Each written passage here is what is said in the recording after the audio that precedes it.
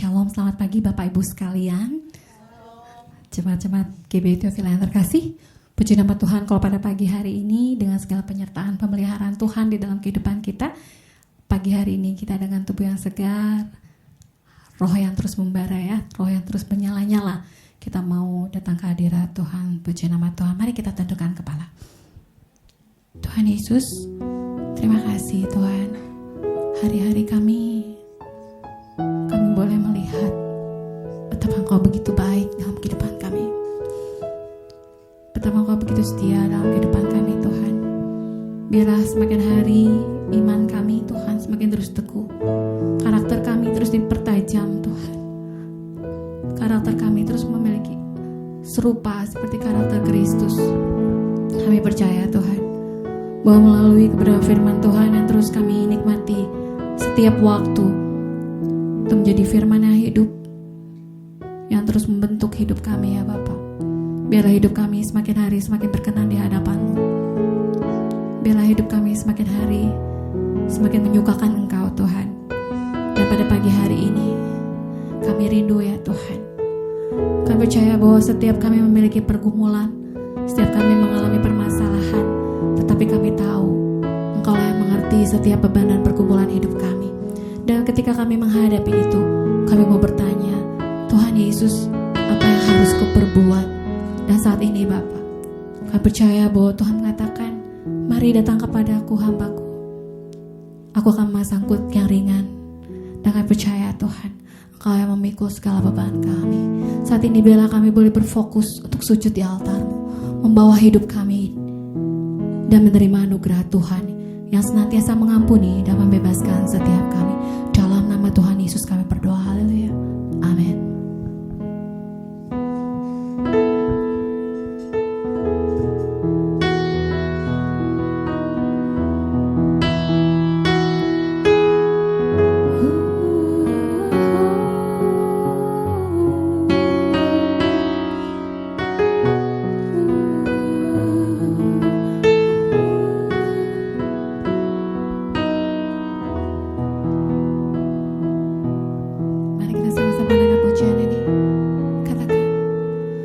Bila hati terasa berat, tak seorang pun mengerti bebanku. Ku tanya Yesus, apa yang harus ku buat?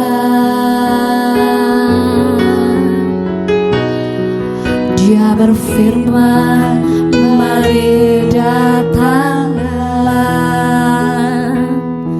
Dia selalu pedulikan aku. Ku datang Yesus, Dia pikul segala bebanku.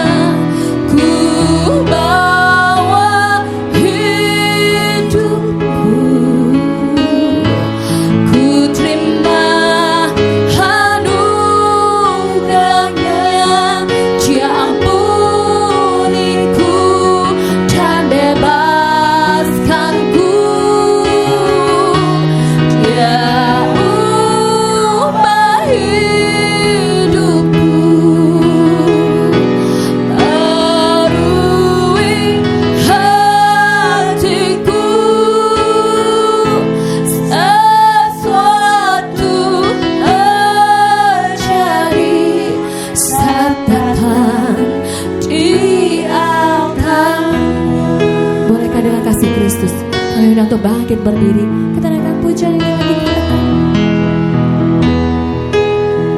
haleluya Tuhan. Ini kami Tuhan sujud di altar-Mu Tuhan. Bila hati terasa berat, bahkan tidak ada seorang pun yang mengerti beban, seorang pun mengerti beban. Ku tanya Yesus, apa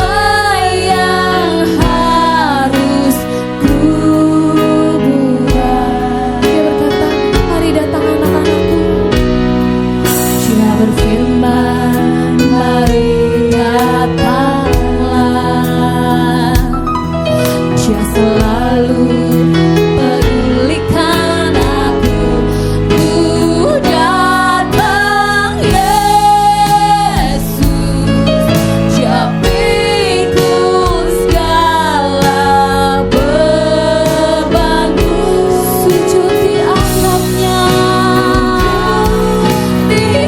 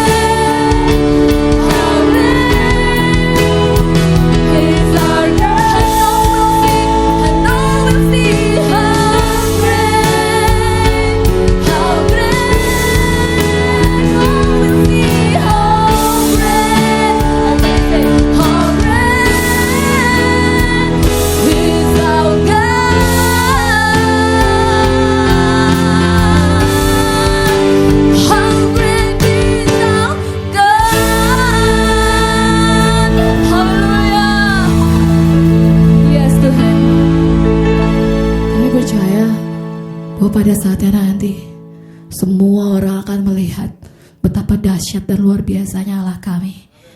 Kami percaya bahwa suatu saat semua lutut akan bertelut dan mengatakan bahwa Yesus Kristus adalah Tuhan. Terima kasih Bapa. Kami percaya bahwa suatu saatnya nanti setiap mulut akan mengaku bahwa sungguh Yesus Kristus yang kami sembah adalah Tuhan semesta yang menciptakan setiap umat manusia di bumi ini. Dan pada saatnya nanti akan ada pengakuan dan percaya bahwa Yesus Kristus adalah satu-satunya jalan dan keselamatan. Terima kasih Tuhan. Biar setiap kami dipersiapkan untuk menjadi duta-dutanya Allah. Biar setiap kami dipersiapkan hidup kami untuk menjadi hidup yang berkemenangan, hidup yang terus Tuhan boleh berkenan di hadapan-Mu. Di dalam nama Tuhan Yesus, kami mau mengagungkan dan menyukakan dan mengatakan dan menyaksikan bahwa besar sungguh Allah kami. How great is our God. Dalam nama Tuhan Yesus, kami siap untuk memuji Engkau lebih luar biasa lagi. Di dalam nama Tuhan Yesus kami berdoa, haleluya, amin. Puji nama Tuhan, boleh kasih salam kiri kanannya. Segala pujian hanya bagi Tuhan. Yes, puji Tuhan. Kita tidak akan pernah berhenti memuji meninggikan nama Tuhan kita.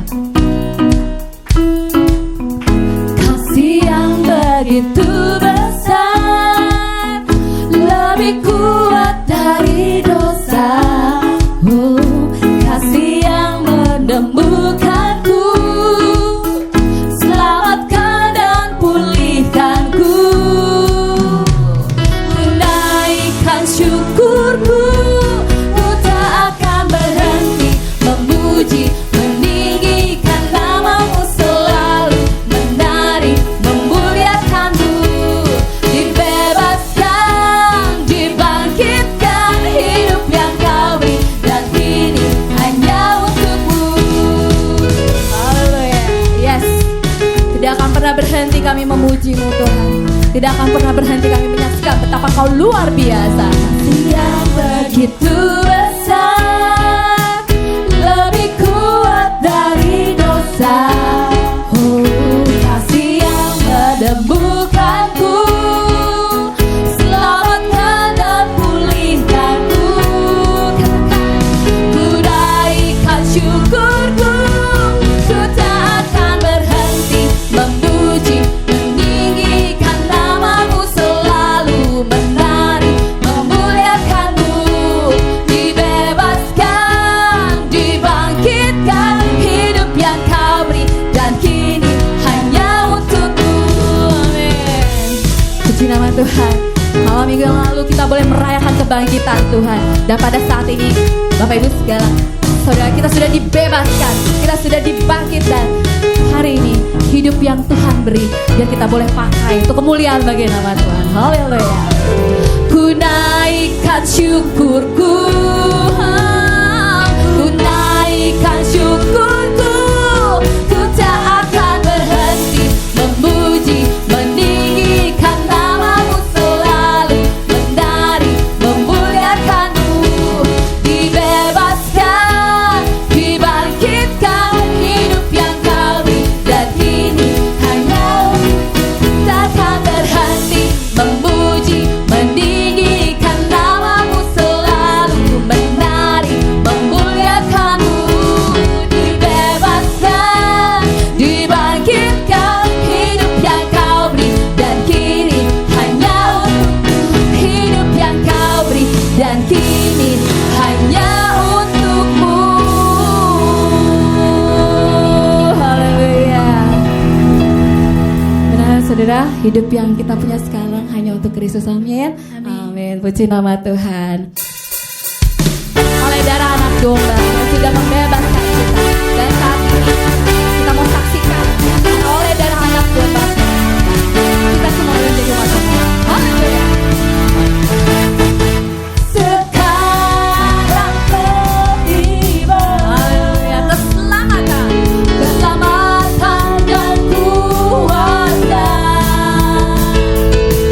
dan pemerintahan Allah kita, kuasa Dia yang diurapinya, karena telah dilemparkannya para pendakwa kita.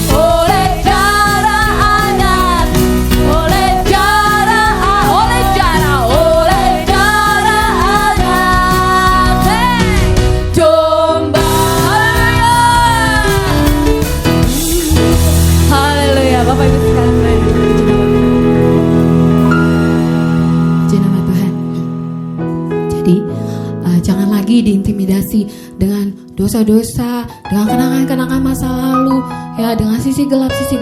Tapi percayalah bahwa setiap kita sudah ditebus lunas, ya, lunas oleh darah Kristus, oleh darah Yesus Kristus yang sudah tercurah di atas Kalvari untuk setiap kita. Lalu apa bagian kita? Mari berubah, mari ikut terus tuntunan Tuhan, ya, mari terus tinggalkan cara hidup yang lama, ya, karena ketika kita sudah bertoleransi dengan satu dosa, maka dosa lain akan mengikuti.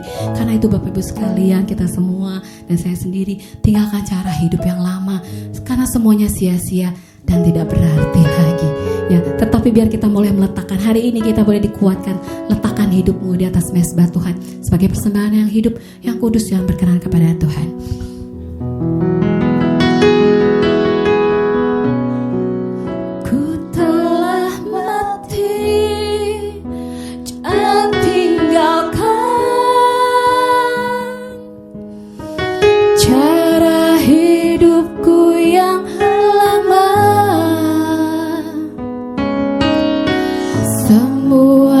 Sia-sia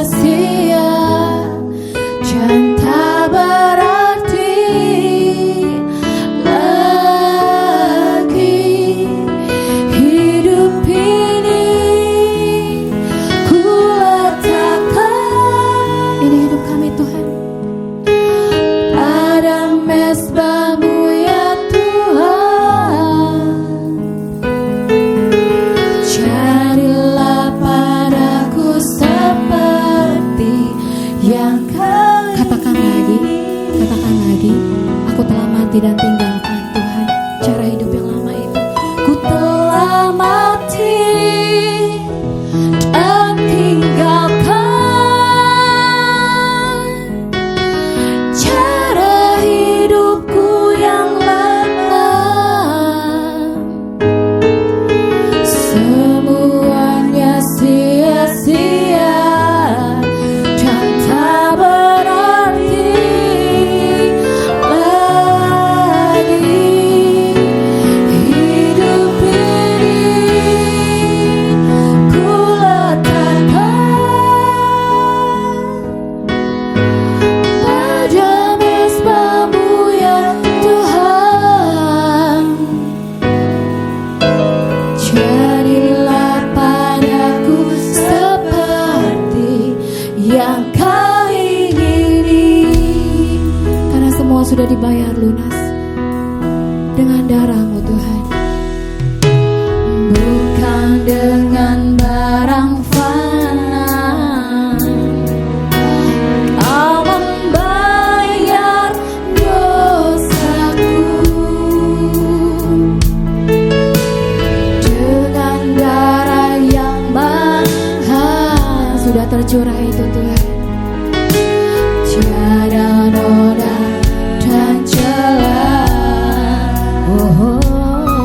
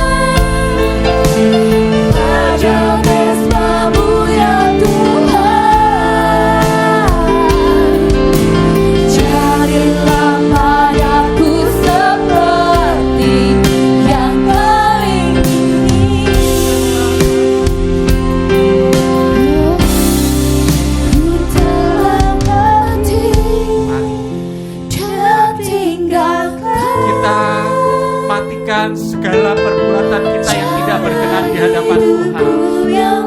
Kita tinggalkan cara hidup kita yang tidak berkenan di hadapan Tuhan. Karena semuanya itu sia-sia, tidak ada artinya di hadapan Tuhan.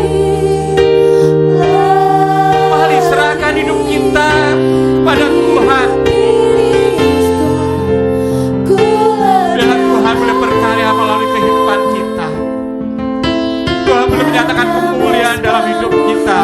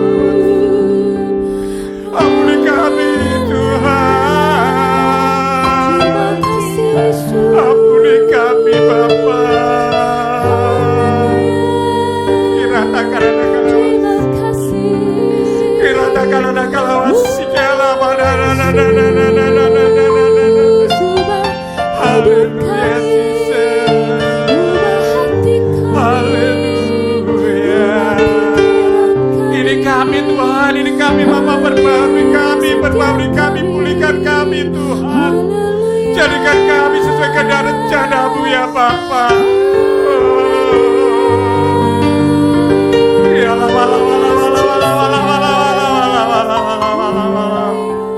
Ini kami Tuhan, ini kami Bapa. Ini kami Tuhan. Ajar kami ya Bapa seturut kehendak-Mu ya Tuhan. Perbarui terus kami Tuhan. Terima kasih Bapa. Terima kasih Tuhan. Terima kasih Bapa. Kau boleh bentuk kami, Kau boleh perbarui kami, Kau boleh pulihkan kami ya Tuhan, sehingga kehidupan kami makin hari boleh makin berkenan di hadirat-Mu ya Tuhan. Kehidupan kami boleh makin hari boleh makin memuliakan Engkau ya Tuhan. Ini kami ya Tuhan. Pakai hidup kami ya Tuhan. Terima kasih Bapa. Terima kasih Tuhan. Benar kami rindu untuk menikmati firman-Mu ya Bapa. Jamah kami, urapi kami, penuhi kami dengan Roh-Mu ya Tuhan. Ampuni, sucikan kami ya Tuhan. Ampuni segala dosa pelanggaran kami. Kuduskan kami ya Tuhan. Bila kami boleh ya Tuhan menerima berkat-Mu pada saat ini ya Tuhan. Hamba yang tiada arti apa-apa, perlu kelemahan kekurangan. Sembunyikan hamba di belakang salib-Mu ya Tuhan. Bila Kau sendiri akan memakai lidah mulut hamba ini ya Bapa, untuk menyampaikan kebenaran firman-Mu ya Tuhan. Tutup bungkus kami semua dengan kuasa darah-Mu Bapa. Lingkupi kami semua dengan kemuliaan-Mu ya Bapa. Bahkan tembok berapi-Mu ya Tuhan akan mengawal tempat ini ya Tuhan. Terima kasih Bapa. Kami halaukan segala roh yang bukan daripada-Mu. Di dalam nama Tuhan Yesus Kristus. Tiada hak Engkau untuk mencuri kebenaran firman Tuhan. Terima kasih Bapa, terima kasih. Dalam nama Tuhan Yesus Kristus kami berdoa dan mengucap syukur. Dan siap diberkati Tuhan katakan amin. Amin. Silakan duduk. Shalom. Puji Tuhan, kalau kita pada saat ini boleh bersama-sama ada di tempat ini, oleh kemurahan Tuhan kita boleh menikmati kasih Tuhan, hadirat Tuhan di tempat ini. Tema yang diberikan pada saya adalah, untuk tema bulan ini adalah Yesus sebagai dasar dan kepala keluarga. Dan tema hari ini mungkin berlawanan dengan beliau, menang dalam berkorban. Kalau beliau menang, ya menang, harus menang mengalahkan yang lainnya. Tapi bagaimana di dalam Tuhan Yesus kita boleh menang dalam berkorban. Ya, sebelum kita bahas lebih lanjut, kita akan menyaksikan video berikut ini. Ya, videonya My Dad is Liar. Ini menceritakan bagaimana seorang ayah, pengorbanan seorang ayah buat anaknya. Tolong di play file.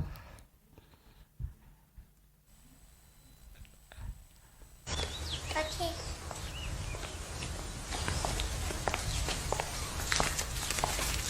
Daddy is the sweetest daddy in the world. Daddy is the most handsome. The smartest.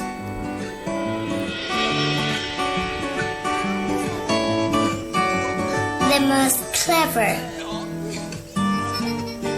The kindest.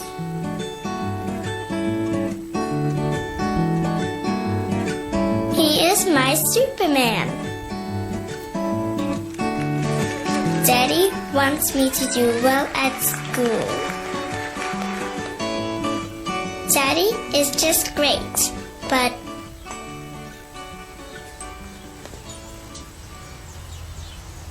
he lies.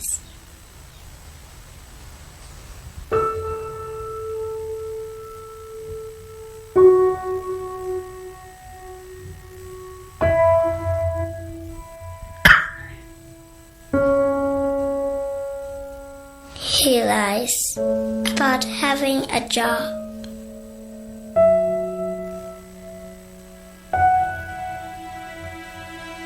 He lies about having money.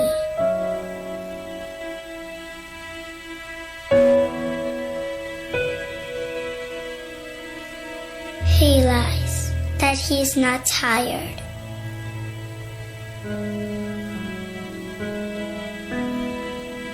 He lies that he's not hungry. He lies that we have everything.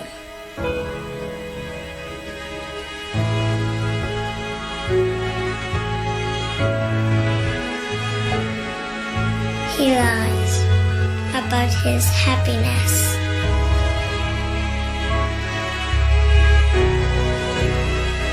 He lies because of me.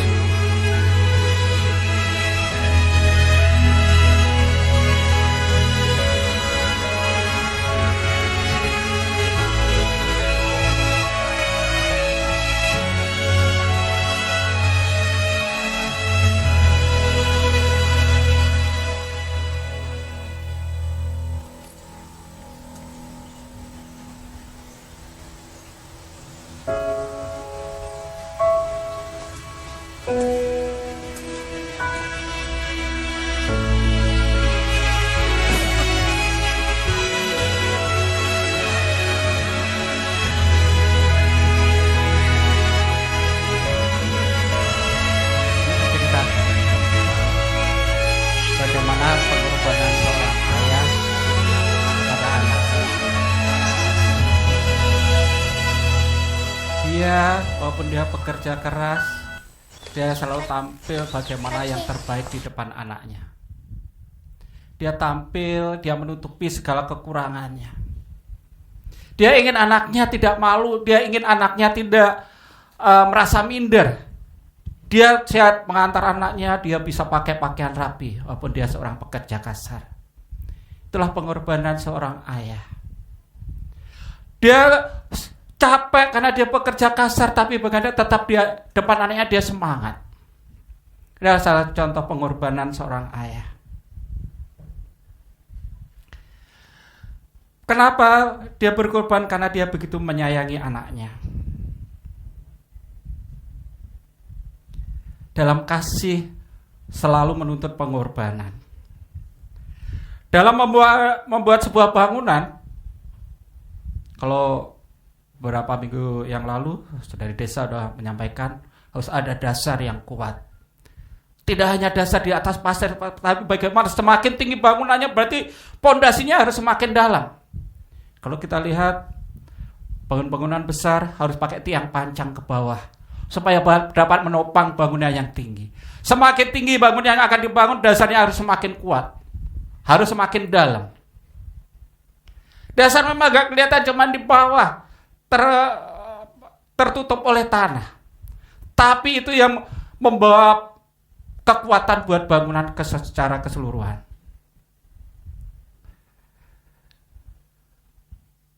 Fondasi tidak terlihat, tapi dia menopang segalanya.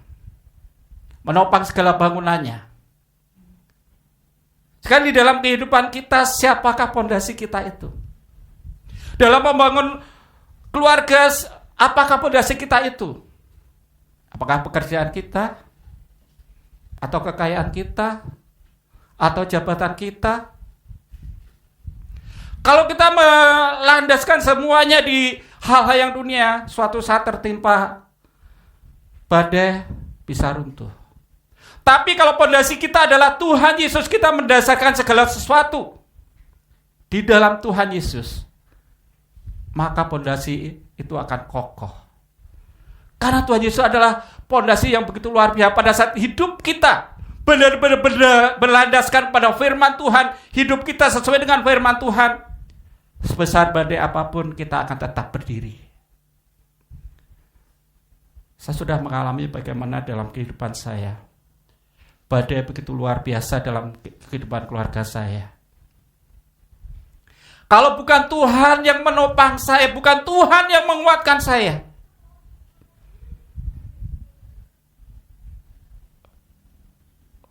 udah hancur keluarga saya. Udah selesaiin aja.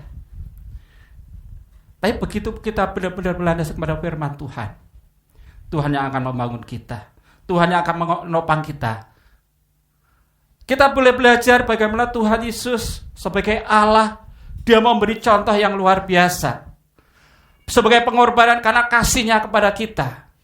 Dalam Filipi 2 ayat 5-8 dikatakan, hendaklah kamu dalam hidupmu bersama menaruh pikiran dan perasaan yang terdapat juga dalam Kristus Yesus, yang walaupun dalam rupa Allah, tidak menganggap kesetaraan Allah dengan Allah itu sebagai milik yang harus dipertahankan, melainkan telah mengosongkan dirinya dan menjadi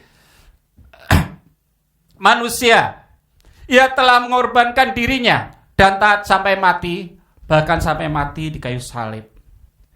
Tuhan Yesus yang adalah Allah, dia memberi contoh bagaimana dia menganggap kesetaraan dengan Allah itu tidak harus dipertahankan karena kasihnya kepada kita. Karena kasihnya kepada kita, dia mengosongkan dirinya.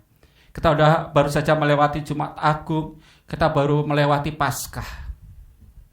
Bagaimana Tuhan Yesus benar-benar begitu luar biasa pengorbanannya buat kita. Kalau malam Getsemani, pada malam Tuhan Yesus mau diserahkan, dia berdoa, peluhnya seperti titik-titik darah. Kenapa? Karena sebenarnya dia juga ketakutan, dia juga gentar. Bahkan dia katakan, Bapa kalau mungkin biarlah cawan ini berlalu. Karena apa? Dia sebagai manusia, tapi dia tahu apa yang akan terjadi dalam dirinya. Dia gentar. Kenapa peluhnya sampai darah? Karena dia sangat ketakutan. Ini saya teringat bagaimana pada saat istri saya divonis untuk cuci darah. Saya bisa nangis. Karena dalam pikiran saya yang cetek ini, pikiran saya kalau udah cuci darah tahan berapa lama sih hidupnya. Saya bisa nangis di hadapan Tuhan. Tuhan, cuma nangis doang, udah gak bisa berdoa. Tuhan Yesus bahkan peluhnya seperti mengeluarkan tetesan darah, ada darahnya. Itu berarti dia dalam kegentaran yang luar biasa karena kasihnya kepada kita. Bahkan kalau kita lihat The Passion, bagaimana saat dia dicambuk. Kalau kita perhatikan tangannya megang kayu sampai gemetar, karena apa? Menahan kesakitan yang luar biasa. Tangannya sampai gemetar karena dia merasakan bagaimana badannya begitu luar biasa. Karena apa? Karena kasihnya kepada kita. Pengorbanan Tuhan begitu luar biasa kepada kita. Karena apa? Kasih. kasih Tuhan itu yang memberi contoh. Kalau dasar kita ada di dalam Yesus, bagaimana Yesus sudah memberi contoh untuk korban karena kasihnya, kita pun bisa berkorban buat keluarga kita. Di dalam pernikahan dan keluarga, kehancuran seringkali dimulai ketika suami istri atau anak-anak sibuk menuntut haknya masing-masing. Aku kan suami, aku harus dihormati dong, aku harus didengar dong. Istri berkata, aku kan istri harus dimengerti dong, aku kan cewek harus gini-gini.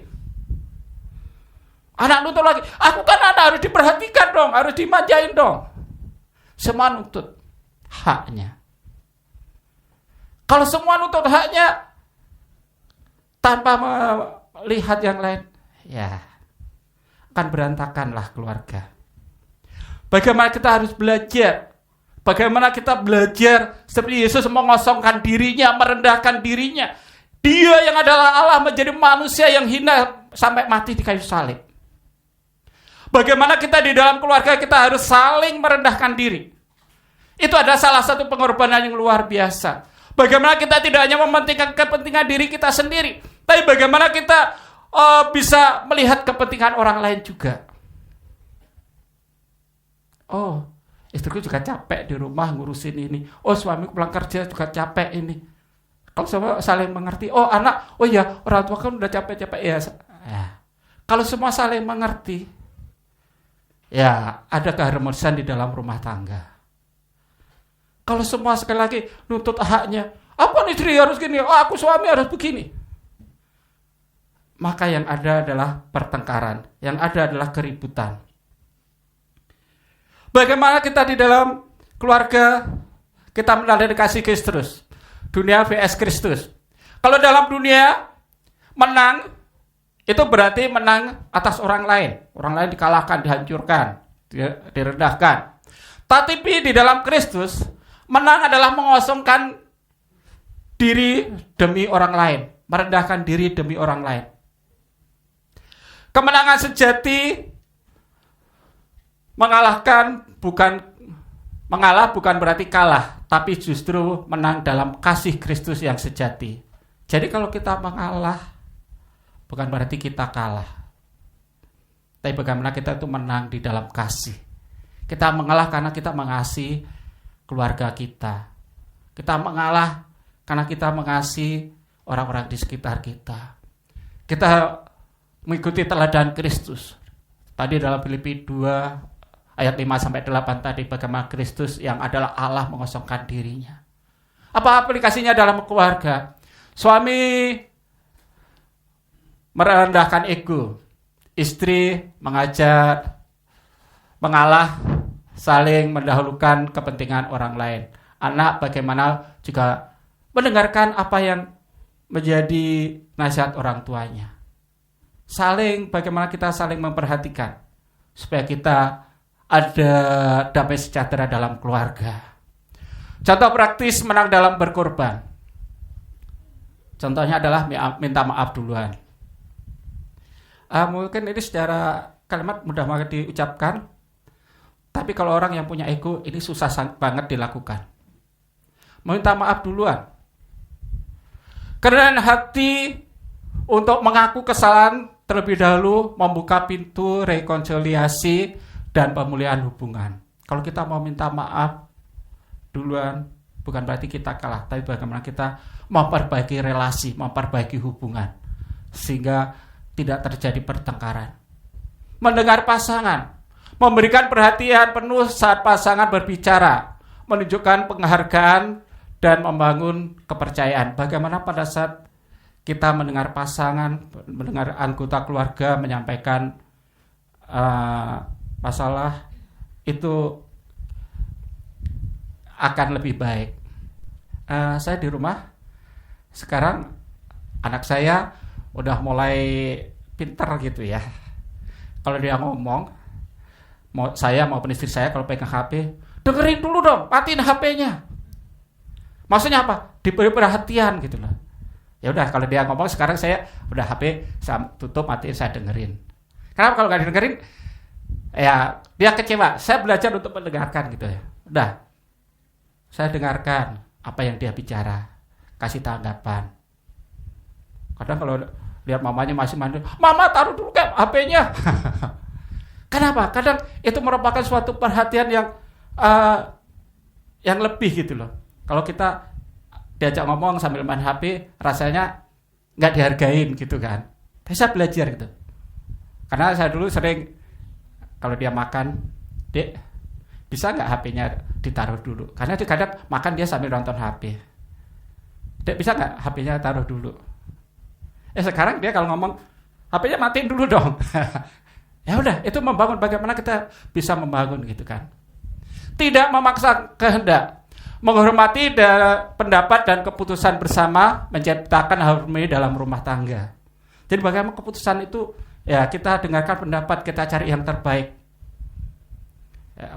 Ya bagaimana anak juga perlu didengarkan apa sih pendapatnya, supaya anak juga nggak merasa saya dikacangin gitu kan, kayak kecewa.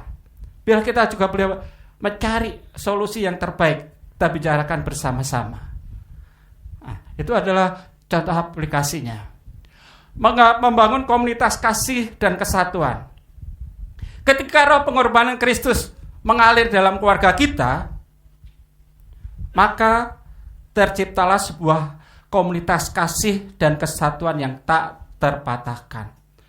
Kalau ada roh Tuhan di dalam keluarga kita, ada kemuliaan Tuhan di dalam keluarga kita, ya bagaimana kesatuan itu akan terjadi. Saya belajar bagaimana membangun. Sekarang saya udah bisa saja untuk sparring dalam berdiskusi gitu kan. Apa sebaiknya gini, apa gini. Saya belajar bagaimana dengan cara berdiskusi membuat dia juga berwawasannya lebih. Bagaimana di dalam keluarga itu, ya kenapa keluarga adalah gereja terkecil. Keluarga juga merupakan gereja. Bagaimana di dalam gereja terkecil itu kita membangun komunitas yang baik, ada hubungan yang baik, sehingga bisa membangun gereja yang lebih besar menjadi keluarga Allah. Jujur, kalau boleh tanya, misalnya anak kan biasanya meniru orang tua. Dia bukan melakukan apa yang kita katakan, yang kita suruh, tapi dia melakukan apa yang dia lihat. Ya contohnya anak saya sendiri gitu kan. Saya di gereja dulu saya suka main cepret-cepret pakai foto. Akhirnya anak saya ikutan main foto gitu kan. Anak kan mencontoh kita. Pertanyaan saya, kalau anak kita itu pelak mencontoh apa yang kita lakukan, seberapa bangga kita terhadap anak kita. Dengan kata lain, kalau kita menjadi teladan yang baik, mungkin kita bisa bangga gitu kan. Kalau kita teladannya nggak baik, kita dilakukan itu seluruhnya oleh anak kita, gimana? Mari kita menjadi teladan yang baik, menjadi contoh yang baik di dalam keluarga kita masing-masing. Bagaimana kita sebagai anak-anak Tuhan, orang-orang percaya, kita menjadi teladan seperti Kristus yang sudah memberi teladan. Tuhan Yesus pernah dikhianati. Tuhan Yesus pernah disalah mengerti. Tuhan Yesus pernah ditolak. Apakah Tuhan Yesus melakukan kejahatan? Apakah Tuhan Yesus melakukan suatu kesalahan? Enggak. Tuhan sudah memberi contoh, walaupun dia tidak dimengerti, walaupun dia dikhianati, walaupun dia ditolak, dia tetap mengasihi. Dia tetap menerima. Bagaimana di dalam kehidupan kita? Bahkan kita disalah mengerti oleh orang lain, pada saat kita difitnah orang lain, pada saat kita ditolak oleh orang lain. Masihkah kita berbuat baik? Masihkah kita bisa menyatakan kasih Tuhan itu kepada sekitar kita? Susah, iya. Karena saya juga ngalami bagaimana untuk tetap berbuat baik pada orang yang menyakiti kita itu susah banget.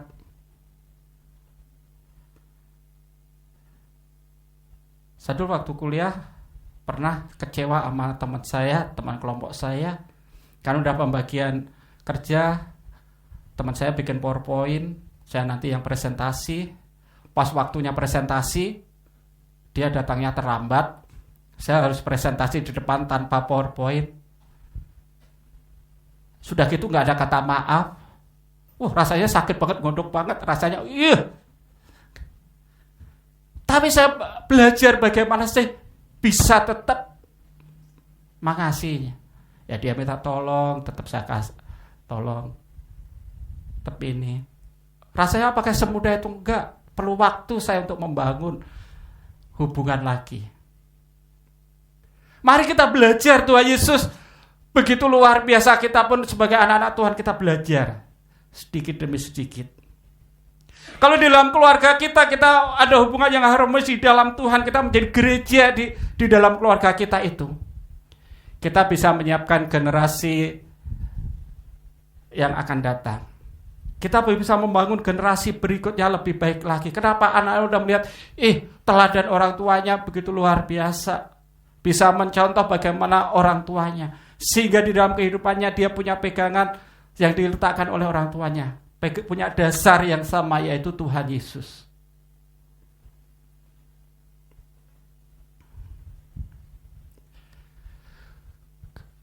Tujuan keluarga adalah kerajaan Allah. Jadi bagaimana kita di dalam keluarga itu juga ada kerajaan Allah di dalam keluarga kita. Anak belajar dari teladan orang tua. Orang tua sebagai Injil yang hidup, Alkitab yang terbuka. Sekali lagi, anak kecil terutama tidak melakukan apa yang dikatakan, tapi dia melakukan apa yang dilihat. Benar udah pernah videonya, makanya nggak saya pasang. Anak melihat orang tua menendang botol, ya dia ikut-ikutan menendang botol. Anak melihat orang tuanya berkata kasar, anaknya juga ikut berkata kasar. Jadi anak itu melakukan apa yang dilihat, apa yang dicontohkan. Kenapa? Orang yang dilihat pertama kali oleh seorang anak adalah di dalam keluarga. Bagaimana keluarga itu? Itu akan menjadi teladan. Generasi yang kuat dibangun melalui keteladanan iman. Bagaimana kita menjadi teladan iman buat anak-anak kita. Bagaimana kita menjadi contoh buat anak-anak kita di dalam kehidupan kita. Bagaimana kita meletakkan dasar yang kokoh itu, yaitu Tuhan Yesus Kristus. Dalam 1 Korintus 15 ayat 57 sampai 58 dikatakan, tetapi syukur kepada Allah yang telah memberikan kepada kita kemenangan oleh Yesus Kristus Tuhan kita. Karena itu saudara-saudaraku yang terkasih, berdirilah teguh, jangan goyah, dan giatlah selalu dalam pekerjaan Tuhan. Sebab kamu tahu bahwa dalam persekutuan dengan Tuhan, jerih payahmu tidak sia-sia. Di sini kita diingatkan bagaimana kita harus berdiri teguh. Kita harus tetap kuat di dalam Tuhan. Jangan goyah, giatlah selalu dalam pekerjaan Tuhan. Kalau kita sering mendengar lagu, lebih baik satu hari di pelataranmu daripada 1000 hari di tempat lain. Lebih baik satu hari di pelataran Tuhan daripada 1000 hari di tempat lain. Atau itu hanya sebuah lagu. Saya merasakan sendiri bagaimana saya lebih suka satu hari di pelataran Tuhan. Kenapa? Kalau hari Minggu saya bisa ikut dari pada umum, ya udah sekolah Minggu. Ya kadang sekarang ke youth, hari Kamis tetap datang. Kenapa? Saya merasakan lebih baik satu hari. Apakah saya di sekolah? Enggak. Di sekolah saya tiap hari pagi 6:30 udah ada saat teduh bersama guru-guru. Nanti jam 6.45 saat teduh sama anak kalau saya pas masuk jam pertama. Seminggu sekali ada ibadah gabungan guru dari TK sampai SMA tiap hari Senin. Seminggu sekali juga mendampingi anak ibadah per tingkat. Kelas 8 semua, kelas 7 semua, kelas 7-8 jadi 1, kelas 9 semua. Tapi saya merasakan gak bosan. Karena apa? Saya merasakan enak bagaimana di hadapan Tuhan itu saya lebih sejahtera, lebih damai. Ada yang mau merasa, udah ibadah, udahlah, capek lah. Tapi saya nggak tahu, saya lebih suka 1 hari di pelataran Tuhan. Jadi bukan karena hanya nganggur, tapi bagaimana saya merasakan di dalam Tuhan itu begitu luar biasa. Bagaimana dengan kita? Pada saat kita benar-benar rajin di dalam pelayanan, rajin di dalam Tuhan, kita tidak lelah, maka jerih payah kita tidak sia-sia. Sebab kamu tahu bahwa dalam persekutuan dengan Tuhan, jerih payahmu tidak sia-sia. Bagaimana Tuhan boleh menguatkan saya, bagaimana Tuhan boleh menopang saya, bagaimana Tuhan terus ada buat saya. Saya selalu merasakan bagaimana Tuhan tidak pernah meninggalkan saya. Pernah saya saksikan bagaimana saat saya pulang ke Jawa, saya baru belajar mengendarai mobil gitu kan. Dia suruh pegang. Dia masih saya kasih aba-aba, jadi kalau dia bawa, saya di depan, spion dalam itu saya hadapin ke saya. Dia mau ke kiri, Pak. Ke kiri gimana? Saya lihat ke belakang juga kosong. Dia ambil kiri, cuman dia nggak perhatikan terus spionnya, dia main ke kiri. Gatunya ada yang nyerobot langsung ke kiri. Kalau secara pemula dengan kecepatan di atas 90, hampir 100 km per jam, saya takut kalau dia membanting terlalu kencang bisa kena pembatas. Tapi puji Tuhan, dia cuman kaget goyang dikit. Itu bukan karena kuat gagah saya gitu, bukan karena kehebatan Kesia, saya bilang apa. Itu karena kemurahan Tuhan. Kalau secara pemula itu reaksi biasanya batinnya cukup kencang gitu loh. Itu kemurahan Tuhan. Tuhan selalu menjaga. Di dalam Tuhan jerih payah kita tidak akan sia-sia. Bagaimana Tuhan akan tetap ada buat kita. Kemenangan sejati dalam Kristus adalah kemenangan itu.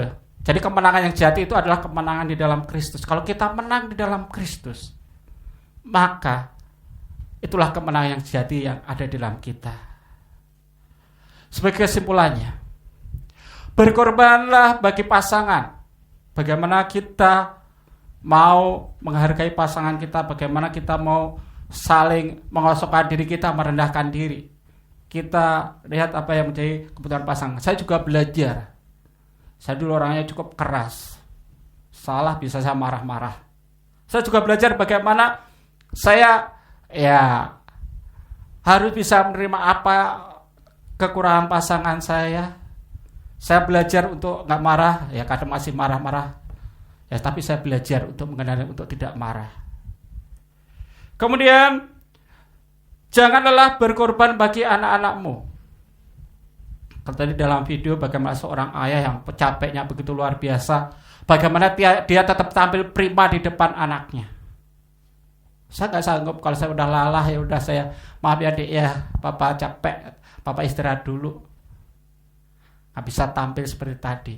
Tapi gimana kita berusaha untuk berkorban buat anak-anak kita. Kemudian jangan ragu berkorban. Pengorbanan tidak pernah berakhir dengan kekalahan. Padahal kita berkorban buat keluarga kita. Bukan berarti kita kalah. Tapi kita bagaimana membangun keluarga yang berkenan di hadapan Tuhan. Keluarga yang terus saling ada kesatuan. Jadikan Yesus dasar keluarga. Jadi dalam keluarga, biarlah Tuhan Yesus yang menjadi dasar. Bagaimana Tuhan Yesus itu menjadi pedoman kita. Dalam tindak laku kita lihat bagaimana Tuhan memberi contoh. Bahkan dikatakan, apapun yang kamu perbuatlah dengan segenap hatimu, seperti untuk Tuhan dan bukan untuk manusia. Apapun yang kita lakukan, kita melihat Tuhan. Oh, saya lakukan ini untuk Tuhan. Oh, saya lakukan ini untuk Tuhan, bukan untuk manusia. Sehingga kita tidak akan kecewa, kita tidak akan sakit hati. Karena kita melakukannya adalah untuk Tuhan. Jangan ragu berkorban juga bagi orang tua kita. Kalau kemarin Lebaran, mamanya Kesa pulang duluan gitu kan. Kesa hari Selasa masih masuk, bahkan dia ke Sawangan di pabriknya gitu kan, perjalanan 2 jam, pulang 2 jam, tapi dia masih Pak besok libur, kita nyusul yuk, kasihan bapak Lebaran sendirian. Dia gak memperdulikan capek, dia balik jam 9 malam baru nyampe rumah, jam 1 malam saya ajak berangkat. Udah gitu kena macet. Mengeluh enggak? Apa yang pegang? Adik, ya dia sambil tidur, kadang sambil bantuin saya ngeliatin jalan gitu kan. Kadang kalau nggak ditemenin, kadang saya ngantuk juga gitu kan. Tapi dia, karena dia capek, ya udah sampai aja yang pegang. Bagaimana dia belajar untuk berkorban? Oh, keluarga itu ya melihat bagaimana kalau bapaknya sendirian kasihan gitu. Nah, itu adalah bagaimana kita di dalam Tuhan. Biarlah kita boleh belajar untuk memenangkan hati keluarga kita. Kita belajar membangun kesatuan di dalam keluarga kita. Kita menyiapkan generasi anak-anak kita yang boleh memuliakan Allah. Tuhan Yesus memberkati keluarga kita semua. Sekali lagi, bagaimana kita bisa membangun hubungan, kita belajar dari Tuhan, kita mengosongkan diri kita, merendahkan diri kita, hilangkan ego kita hilangkan keakuan kita. Kalau kita menuruti ego kita, oh saya suami, oh saya istri, oh saya anak, semua minta perhatian, semua minta didahulukan, tanpa ada yang mau mengalah, nggak akan ada kesatuan. Mari kita belajar. Kalau lagu terakhir tadi, ku telah mati dan tinggalkan cara hidupku yang lama. Apa cara hidup kita yang lama yang perlu kita tinggalkan? Apakah itu ego kita? Apakah itu keakuan kita? Di dalam keluarga kita, di dalam gereja, dalam kita melayani, apa sih yang perlu kita tanggalkan? Sehingga ada kesatuan yang luar biasa, nama Tuhan yang ditinggikan, nama Tuhan yang dimuliakan. Dan sekali lagi, di dalam Tuhan, jerih payahmu tidak akan sia-sia. Tuhan yang akan memberkati kita. Tuhan yang akan menolong kita saat ini. Apakah kita dalam pergumulan? Mungkin di dalam keluarga kita merasa ada kekurangan. Apakah kita masih mempertahankan ego kita? Apakah kita mau belajar mengasihi seperti Kristus sudah mengasihi kita? Kita belajar mengasihi keluarga kita mengasihi keluarga di dalam rumah kita pun keluarga di dalam Tuhan. Apakah kita mau belajar bagaimana mendahulukan Tuhan, mendasarkan semuanya di dalam Tuhan?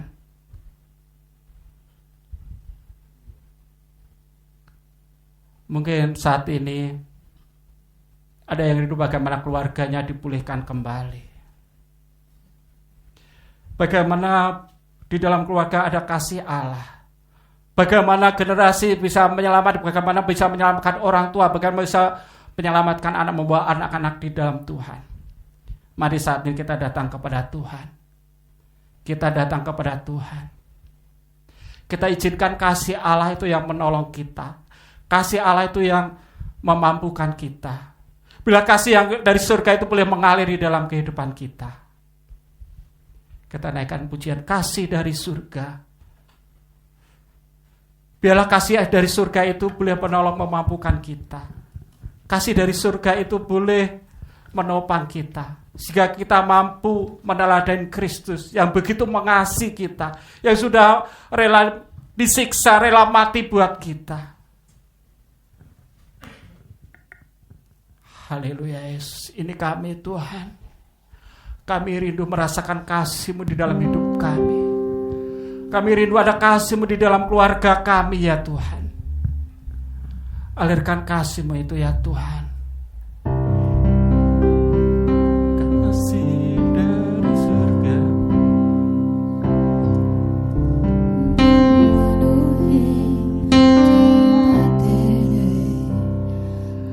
Kasih dari Bapa kasih Tuhan itu mengalir dari Yesus, mengalir di hatiku, membuat terjadi kasih dari surga. Minta Tuhan mengalirkan kasih-Nya itu, kasih yang dari surga itu.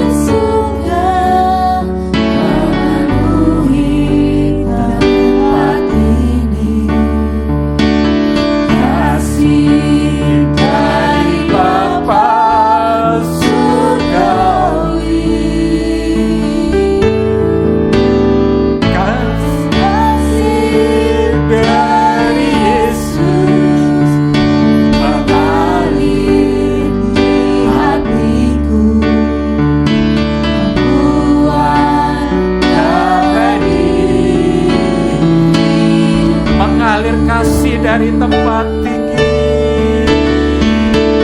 mengalir kasih dari alirkan kasih-Mu Tuhan, alirkan kasih-Mu ya Bapa. Mengalir kasih dari tata Allah Bapa.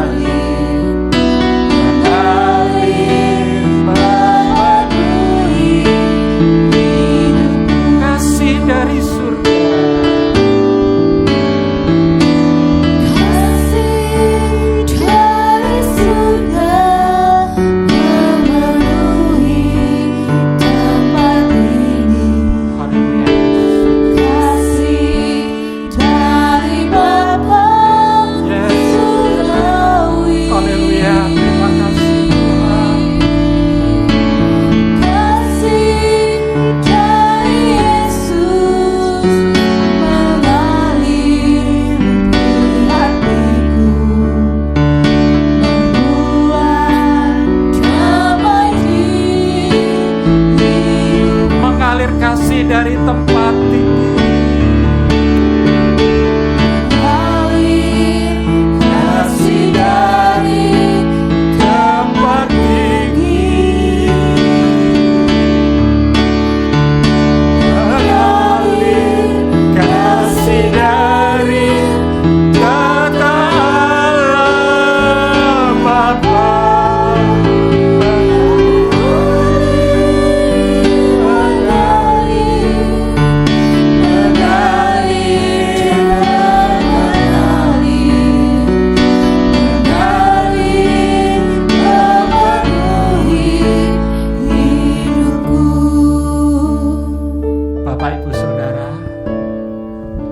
Saat ini izinkan kasih Allah itu mengalir di dalam hidup kita, di dalam keluarga kita. Karena kasih Allah itu yang sanggup memulihkan kita, kasih Allah itu yang sanggup memampukan kita untuk membawa keluarga kita di hadapan Tuhan. Karena kasih dari surga itu yang menolong kita untuk kita dapat berdiri teguh di dalam Tuhan. Kita boleh meletakkan fondasi kita, dasar kita di dalam Yesus Kristus itu. Karena Dia sudah memberi teladan bagaimana Dia mengasihi kita, bagaimana Dia mengosongkan dirinya, Dia rela mati buat kita. Saat ini izinkan kasih itu memenuhi hidup kita, memenuhi keluarga kita. Udah minta kepada Tuhan untuk memberikan kasih-Nya itu kepada kita, sehingga kehidupan kita boleh mengalir kasih seperti kasih Kristus itu.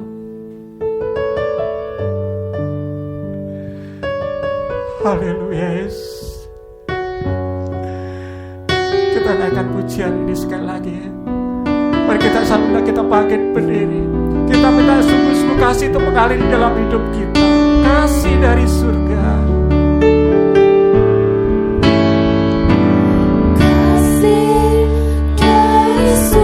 Minta kepada Tuhan kasih-Nya itu memenuhi hati kita.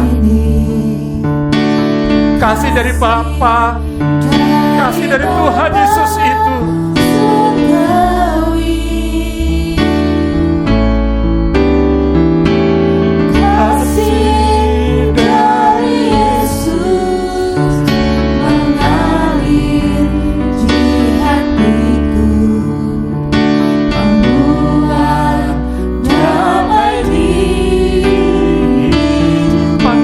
kasih dari tempat tinggi. Rasakan saat ini kasih Allah boleh mengalir dalam hidupmu. Terima kasih Allah itu di dalam hidupmu, di dalam nama Tuhan Yesus Kristus. Saat kasih itu mengalir, ada pemulihan terjadi di setiap keluarga. Pada saat kasih itu mengalir, ada kekuatan di dalam setiap keluarga. Kiratakan anak kalawasi, katakan anak kalawasi. Mengalir kasih dari tempat tinggi. Mengalir kasih dari Tuhan, alirkan kasih-Mu saat ini Tuhan. Lawat setiap jemaat-Mu ya Tuhan, yang saat ini memerlukan kasih-Mu, memerlukan kekuatan-Mu ya Tuhan. Alirkan terus kasih-Mu Tuhan di dalam nama Tuhan Yesus Kristus. Di dalam nama Tuhan Yesus Kristus, jamah nama ya Tuhan. Jamah dengan kasih, jamah dengan kasih ya Tuhan. Di dalam nama Tuhan Yesus Kristus.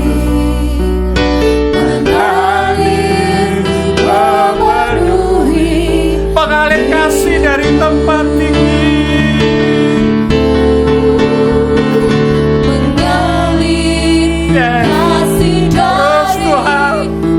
Terus Tuhan nyatakan kasih-Mu ya Bapa buat setiap jemaat-Mu ya Tuhan. Lawan Tuhan, lawan Tuhan. Oh kiratakan anak kelawas, kiratakan anak kelawas.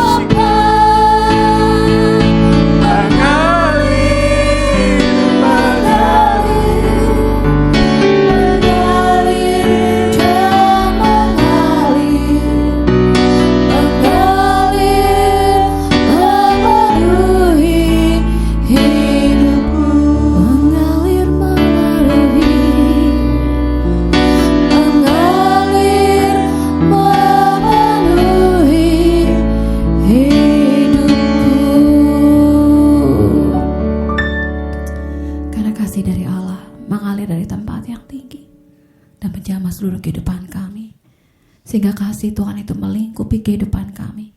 Kami dimampukan untuk mengampuni, kami dimampukan untuk mengasihi, kami dimampukan untuk menjadi alat-alat kemuliaan bagi nama-Mu Tuhan. Terima kasih Bapa untuk kasih-Mu yang begitu besar yang kami boleh rasakan.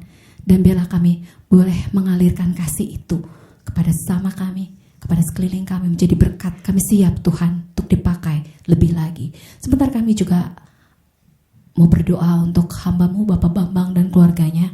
Tuhan berkati, jadikan beliau jadi luar biasa lagi di dalam pelayanan. Berkati Pak Bambang, Ibu Eva maupun Keisha. Mereka menjadi alat-alat kemuliaan Tuhan, menjadi hamba-hamba Tuhan yang luar biasa.